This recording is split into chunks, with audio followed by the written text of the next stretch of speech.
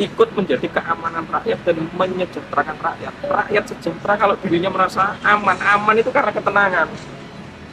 Orang merasa aman itu karena tenang, Mas. Anda Anda bisa hidup di rumah mewah dengan segala fasilitas, dengan segala pengamanan level high, tapi selama situasi Anda nggak tenang, Anda tidak akan merasa aman.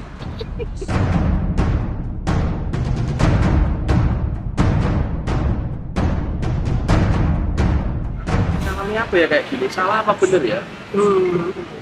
Nah, mungkin Anda butuh guru itu seperti ini, hanya untuk diskusi umpan balik.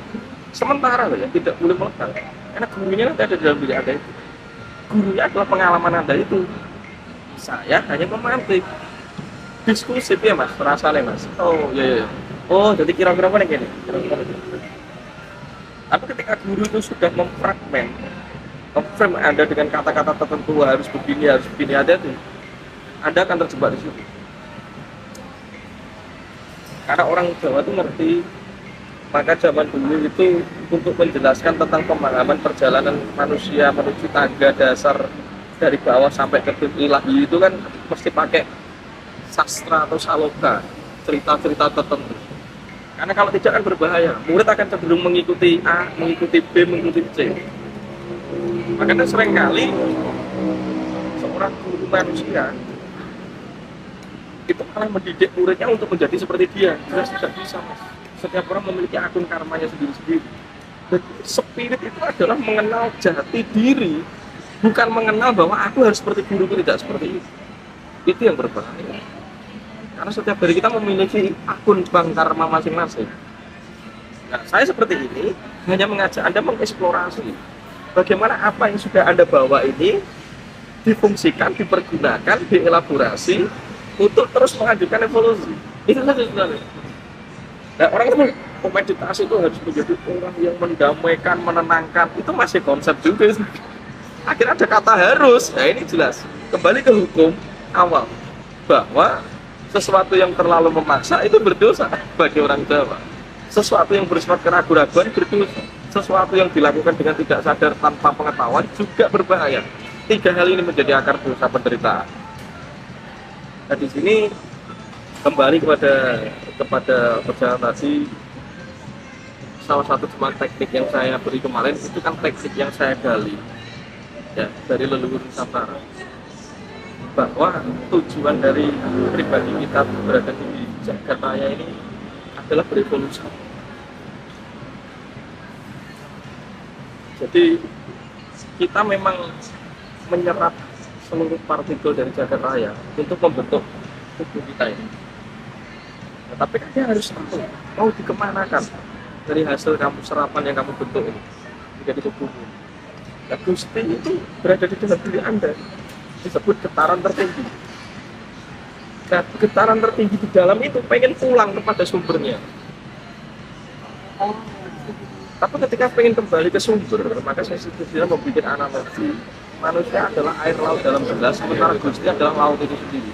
Bagaimana sih air laut dalam gelas itu bisa sampai lagi manunggal ke laut? Itu kan tujuan kita. Maka ya harus disirna dulu kelir-kelirnya ini. Kelir ini. Kelir emosi, tubuh, pengalaman ketubuhan, pikiran, apa ini harus hilang dulu. Sebenarnya ini manunggal yang Allah Gusti. Nanti sampai ke sangkan para nikmat tidak total atau moksa. Tapi itu tujuan akhir daripada makhluk. Ketika makhluk melebur menjadi transenden. Tapi ketika tujuan sementaranya kita itu cuma sekolah jagat raya ini. Jadi nikmati sekolahmu ya. Kalau hari ini selesai hari ini, besok nggak apa-apa lahir lagi, tapi dengan kualitas yang berbeda. Besok lahir lagi kualitas yang berbeda sampai terkikis habis moksa. Nah, orangnya terpenggalnya di sini gitu. Pengen masuk surga, terus dengan pengalaman nikmat yang terus-terusan, itu pun penjara bagi manusia, bagi roh itu penjara ya. Maka kan saya bilang tujuan dari hidup kita tuh harus tahu ya. Saat hidup Anda dalam kondisi stabil, tenang secara tubuh, itu Anda menyebut kesehatan. Ketika hidup Anda itu senang secara emosi, Anda menyebutnya kebahagiaan. Ketika Anda tenang secara pikiran, Anda menyebut ketenangan. Ketika Anda tenang secara energis, Anda menyebut suwung. Semakin dalam suwung ekstatik. Ketika emosi Anda berada di level tertinggi, energi emosinya tertinggi, Anda menyebut welas asih dan cinta. Ketika sesuatu menyenangkan, Anda menyebut hal-hal atau benda-benda yang menyenangkan. Ketika lingkungan di sekeliling Anda menjadi menyenangkan, Anda menyebut kesuksesan. Dan saya pilihanmu nanti. Nah, orang itu terpenggal. Contoh tadi, ketika di Jawa itu terjadi premis atau berbagai agama itu menyatakan begini, uang itu kudu gulai ayam tentrem. Loh, jangan. Ayam tentrem itu nanti terakhir ketika orang itu mau menghadapi suatu kematian. Itu memang gulai ayam tentrem. Karena gulai kan peace, maka menunggu untuk rhyme in peace. Dan kabeh wong saiki bukan ayam, Mas. Jagat itu tidak berkembang. Dan makanya kemarin Anda ketika melihat Pak Joni, ketenangan. Yes, ketenangan dibutuhkan oleh seorang yang sedang berkarya dalam hidupnya. Sejalani lakukan jenengan apa jadi tabib. Ya saya jadi tabib.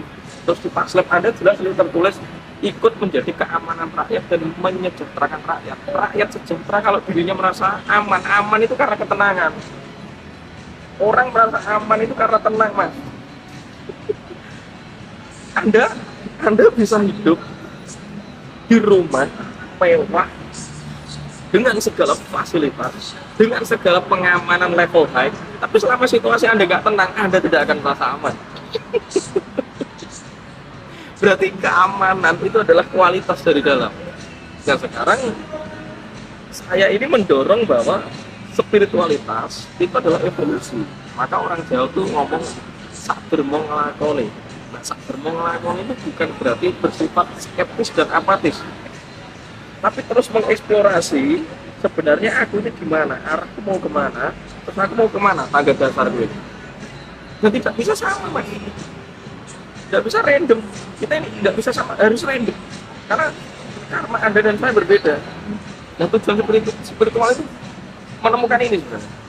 Nah, sedangkan saya netepin laku jadi satrio ini jadi tabib, dokter, jadi pengamat. Lu netepin laku gue, rasa pengen mokso dhisik, kadoan, malah gak ketekan nanti perjalanan Anda.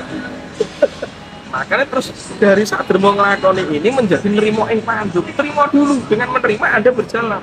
Tapi dengan Anda melawan, Anda mengulang remedi lagi, semakin parah remedinya. Karena Anda melawan.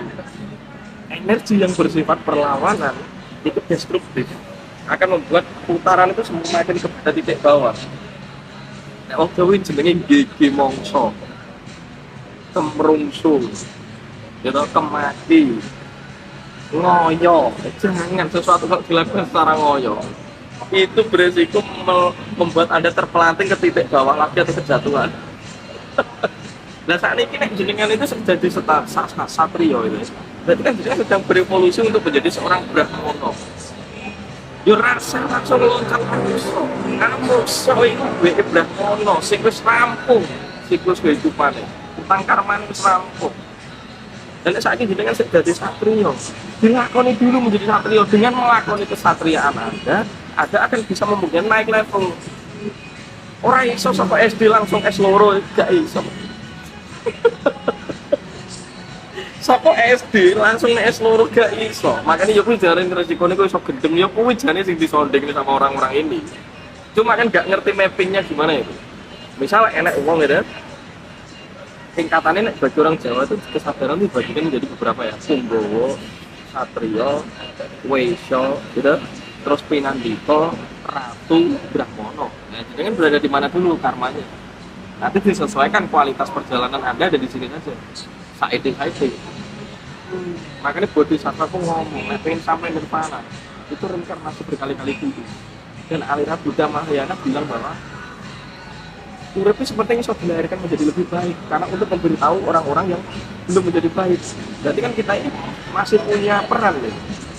Berarti dari lingkungan tertentu ada bisa nih Dokter Sutomo, ada lahir jadi anaknya wong Madura, wong Banjarmasin, itu berarti ada simpul tertentu yang harus Anda lakoni dulu. Jangan mau terpenggal bahwa aku ini berkarma terus. Ya apa? Karena karma itu bertujuan. Nah, tujuannya kan ini, ya, tujuan hidup itu disebut ada tujuan sementara. Nah, tujuannya sementara jenengan itu ya angon lagu itu, lagu ini seperti tabib, ya apa dari tabib. Nanti ada tujuan setelah itu tujuan pokok. Baru tujuan semara, tujuan pokok. Berarti jenengan tahu kan tujuan pokok dalam hidup itu menjadi tabib yang beda dengan kualitas tabib yang lain, menjadi dokter yang bisa memberikan tadi kesejahteraan, rasa percaya diri, aman. Jadi tabib yang memberi pencerahan kan begitu secara keluarga. Baru mas tujuan inti atau akhir mokso. Tapi minimal rampung no tujuan sementara dan tujuan pokok. Iki loh hanya tepi laku. Contoh si Bima itu, ketika Bima ketemu Dewa Ruci, apa dia akan mokso? Tidak, disuruh kembali ke bumi karena masih ada proyek perang Bratayuda.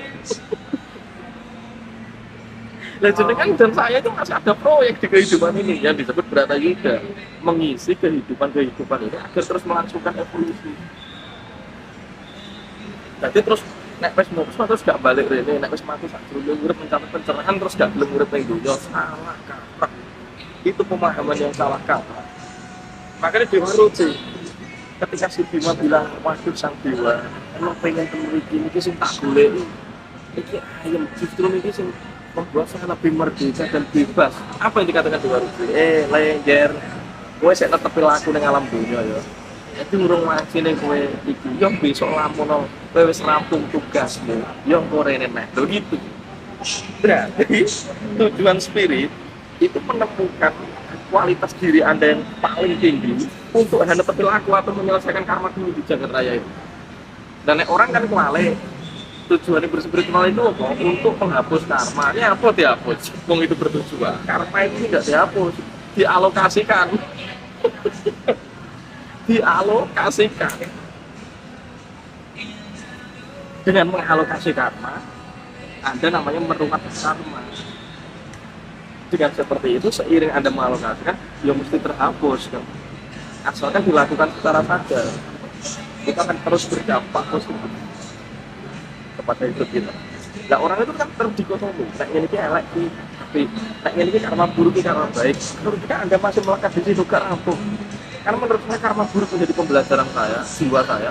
Karma baik itu adalah upah sementara untuk saya menikmati dari hasil konsekuensi tingkah laku saya. Kedua-duanya berfungsi atas hidup saya. Nek wong kan langsung ditolak ya lek, waktu baikku kata dia karma buruk. Nek menurutku buruk dan baik itu cuma butuh disadari. Dan nek jenengan sadar kan, nek aku nutuk wong yo lahi ngene iki, berarti kan kowe yo oleh pelajaran to Mas.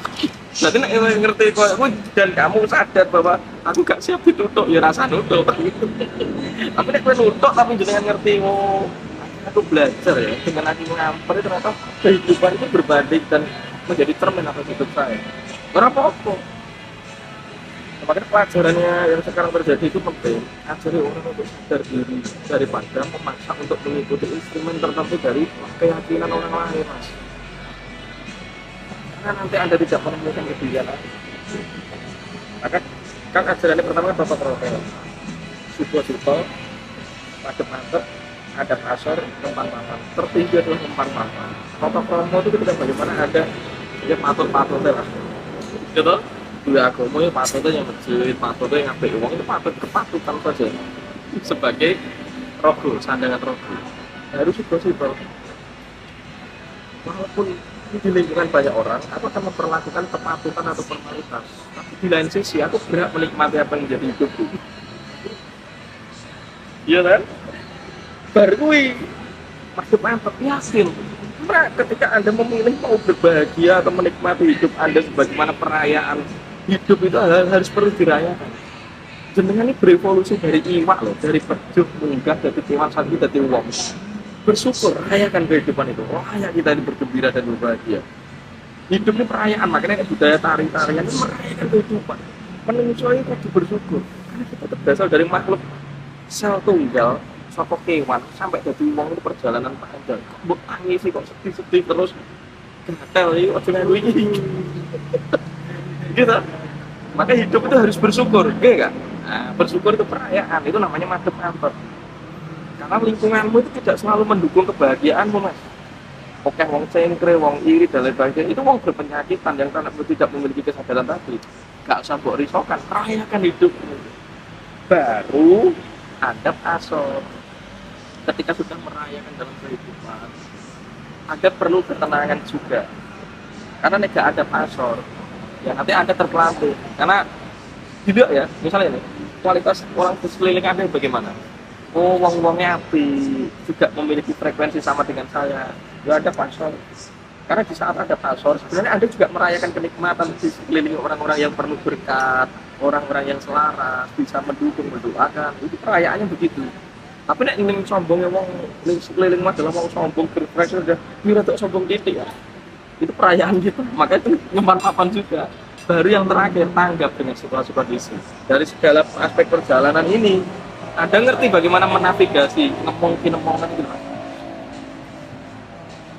Bisa jadi loh, uripmu gak bahagia itu karena dipaksa orang lain untuk udah bahagia. Berarti kowe gak merdeka, Mas. Kamu kejebak oleh kemelekatan dan ewo pekewo itu. Nah, zaman biyen Bima itu utawa Janoko itu bertapa ke hutan. Itu tidak langsung dipahami bahwa bertapa itu wes ning gunung suwi, tidak seperti itu. Bertapa itu mundur sejenak, memberi jarak kepada orang-orang di sekeliling kita. Sebenarnya aku sing salah, apa dia sing salah, kok aku rasa bahagia itu ya kan? Makanya kita butuh kontemplasi, Mas.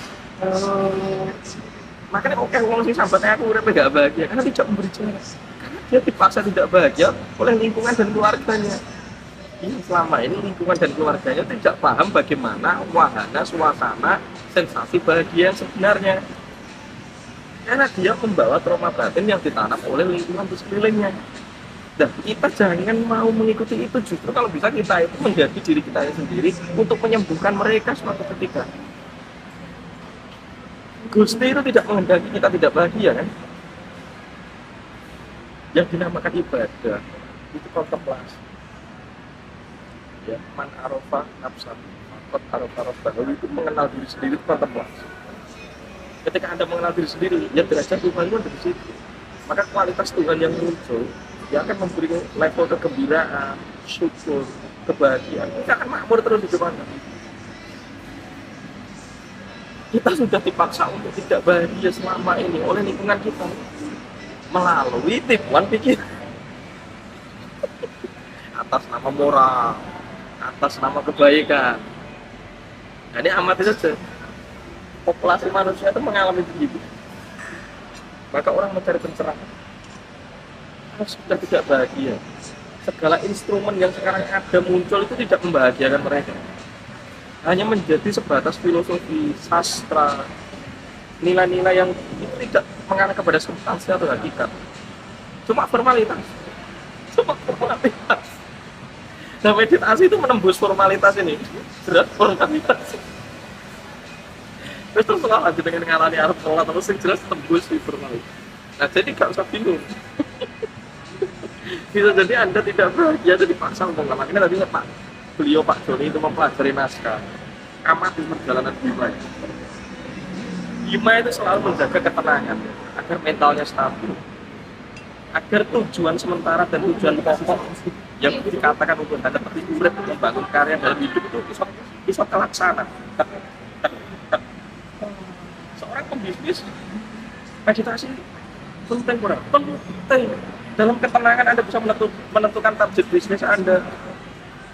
Makanya kemarin Mas, jadi ini urip itu kudu ngeli. Ya kan? Tidak boleh ada Pak. Sementara kita di dalam bisnis itu ada yang namanya deadline, batas waktu, target. Berarti kan nggak boleh mentarget, bukan begitu. Planning itu tetap harus terjadi. Tapi setelah memplanning, kerjakan yang ada dan pasrah itu berarti apa? Masa itu melaksanakan atau melakukan meredakan emosi dan pikiran yang reaktif. Bukan berarti tidak boleh menentukan planning. Seringkali orang itu ketika di planning, ketika di deadline itu kemerungsung pola dewe Mas. Karena ada rasa takut, Pak Ibu gak rampung ini begini. Berarti yang diasimilasi itu bukan masalah deadline-nya enggak boleh, planning enggak boleh. Emosimu itu yang kamu jaga. Maka meditasi kan law of attraction dengan membayangkan ini itu tidak melibatkan emosi ketakutan dan harapan berlebihan, tapi lebih kepada sadar memanajemen emosi dan mengerjakan apa yang bisa dikerjakan sejak ini untuk sampai ke planning itu. Atau kalau kamu tidak bisa melakukan itu, cukup jaga perasaan dan hati, maka semesta akan menentukan proyekmu itu. Berarti bener tau itu. Nek Bima itu diomongnya iso tenang, Pak Joni iso tenang. Berarti Pak Joni menggunakan teknik Bima untuk hanepi menjadi Satrio Pinandito itu. Itu ketenangan. Bis. Ketenangan. Ya ketenangan ini nek basa Jawa diarani ayam tentrem ya semua gue seneng ini level. Nah sekarang kan aku salah bahwa spiritual itu kudu ngikur bondon dunia Bruno, tak oleh berkaitan dengan materi. Ya. Wingko nek sudah mati, nek saya dia saya tapi laku. Akhirnya apa yang terjadi? Peradaban ini gesrot dan karuan karena banyak orang-orang yang berdagangan tentang aspek spiritual yang salah. Entah dalam agama apa, itu uangnya tidak lumpuh melulu. Padahal tujuannya ini khalifah memayu ini bahwa membawa peradaban dunia. Tapi orang muslim ada di pertama, dia rampung jagat itu. Oh, akhirnya ketika jadi pertama di lahirnya meneh, ya jadi ngobrol saya. Bisa jadi uang zaman biar terlalu religius, terlalu senang berapa itu jadi egois. Karena dia tidak membantu banyak orang. Akhirnya dilahirkan lagi dari uang kiri mas. Lah uang kiri itu didik untuk bertapa ulang. Karena selama itu kamu egois, di saat kamu itu masih belajar dan memberikan manfaat kepada orang lain, malah bertapa di gunung, malah menjadi seorang sufi. Berarti kan kamu juga tidak sadar bahwa kamu itu sebenarnya lakumu bukan itu. Berarti kan kamu menghindari kehidupan. Semakin menghindari kehidupan, karmamu semakin menumpuk. Lahir pernah jadi wong kere. Ketika jadi wong kere, pasti orang sadar keremu itu adalah buah dari lakumu zaman dulu secara lain sih. Yuk, baleni lagi nanti.